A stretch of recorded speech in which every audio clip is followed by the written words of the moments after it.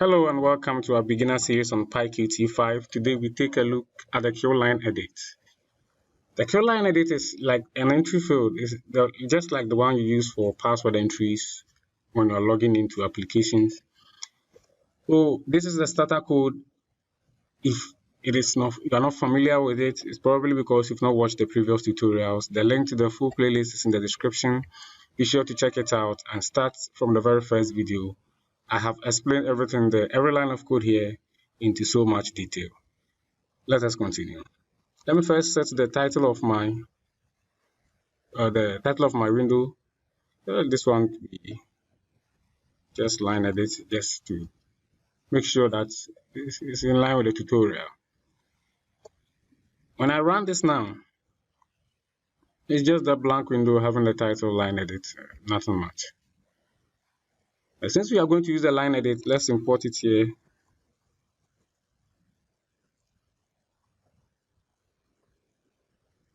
And then now, for best practices, let's create our central widget, C widget, as I always call it, equal to a Q widget.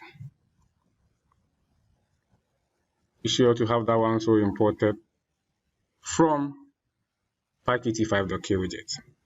And then let me set central widget self.set central widget.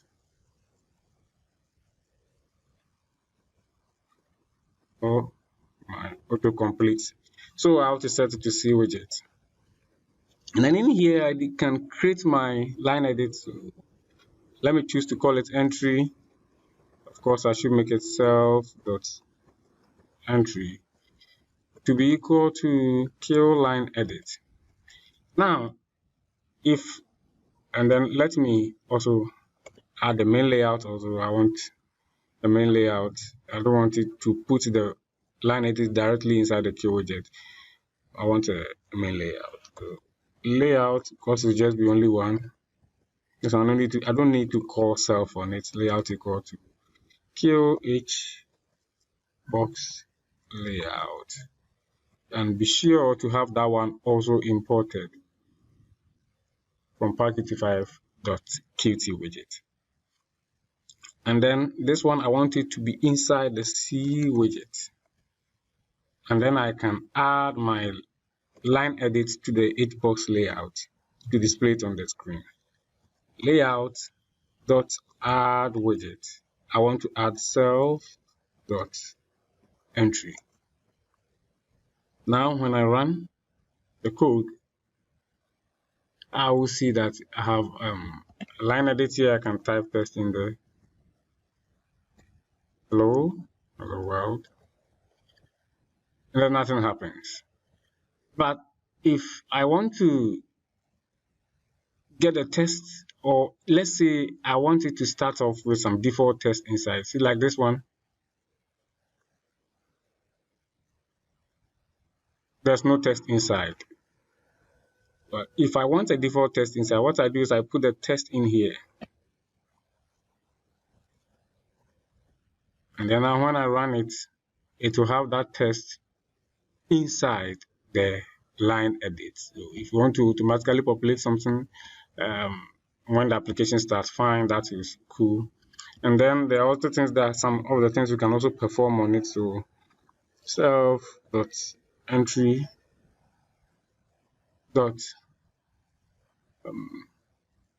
we can do a lot of things here, like get a test, but we can also set it disabled. So if, like, once we have the default text in there, maybe we just want to display something to the user, but we don't want the user to type in there.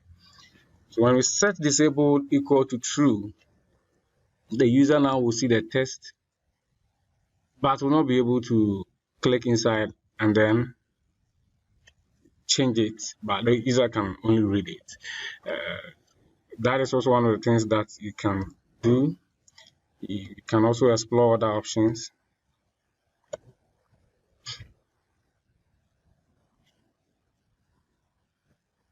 You can also set to read only. Also, instead of the disabled, the read only will make the text a little visible, I think. The disabled will just disable the thing completely.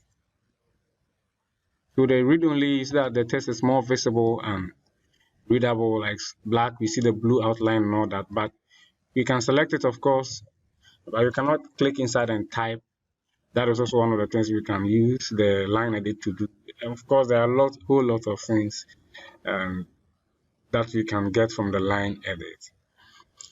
So let us take a look. Let's try and then create a function that will get a text from the line edit and then print it to the terminal. But for now, for that purpose, let me set this one to false and then create my connections here.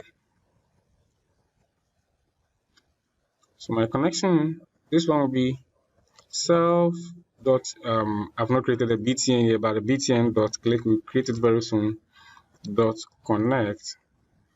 We want to connect self dot function, which we have also not created. We'll create it very soon. Let's create the button here where we have our line edit.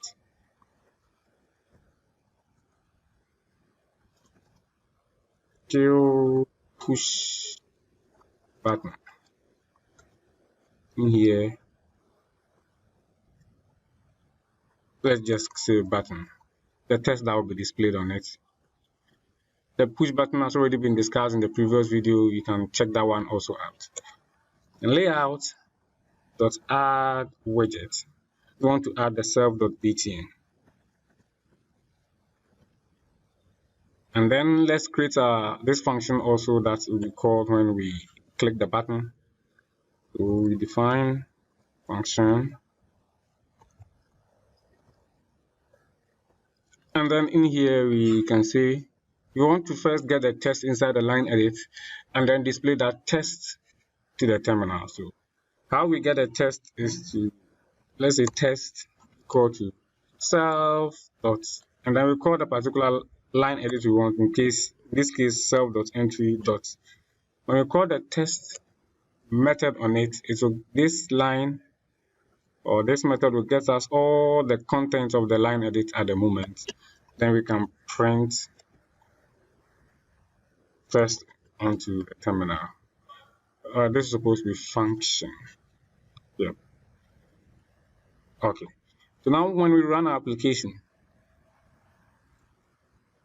you see, oh, this should have been a VBox layout. Did we make it 8 box? Where is this? Okay. I think the VBox looks better.